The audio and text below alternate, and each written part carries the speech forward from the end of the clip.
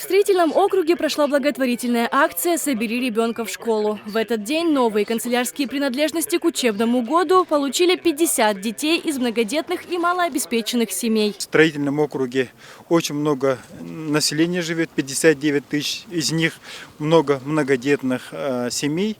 Около 500 многодетных семей имеют статус малообеспеченной. Поэтому мы для подспорья, для финансовой поддержки решили призыв бросили. Рюкзаки, тетради, альбомы и пеналы. Теперь у детей есть все необходимое, чтобы 1 сентября отправиться в школу за новыми знаниями. Дети довольны, игры, подарки, поздравления.